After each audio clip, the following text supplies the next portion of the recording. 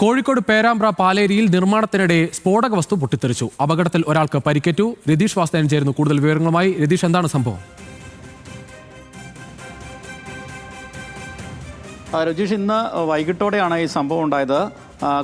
പാലേരി കുറ്റിയിൽ ഉന്നതിയിലാണ് ഈ സംഭവം ഉണ്ടായത്. അവിടെ ഒരു വീട്ടിൽ സ്ഫോടനം നടക്കുകയായിരുന്നു. ഇവിടെ പടക്കത്തിന് നിർമ്മാണം നടക്കുന്നതിനിടയിലാണ് ഈ സ്ഫോടനം ഉണ്ടായത് എന്നാണ് ഇപ്പോൾ പ്രാഥമിക പരിശോധനയിൽ മനസ്സിലാവുന്നത്. മറ്റെന്തെങ്കിലും തരത്തിലുള്ള സ്ഫോടനമാണോ നടന്നതെന്ന് സംബന്ധിച്ച് വിശദമായ പരിശോധന നടത്തുന്നുണ്ട്. എന്തായാലും ഒരാൾക്ക് പരിക്കേറ്റിട്ടുണ്ട്. ഇയാളെ പേര് വ്യക്തമായിട്ടില്ല. എന്തായാലും ദേഹമാസകലം പൊള്ളലേറ്റ നിലയിലുള്ള ഒരു ദൃശ്യമാണ്, ഫോട്ടോയാണ് ലഭിച്ചിട്ടുള്ളത്. കൂടുതൽ വിവരങ്ങൾ പോലീസ് പുറത്തുവിട്ടിട്ടില്ല. എന്തായാലും അത് സംബന്ധിച്ച് വിശദമായ പരിശോധന നടത്തുന്നുണ്ട്. മറ്റു കൂടുതൽ പേർക്ക് അപകടമുള്ളതായിട്ടും ഇതുവരെ വിവരം ലഭിച്ചിട്ടില്ല.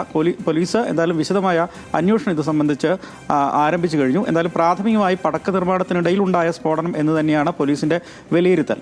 രുജീഷ്.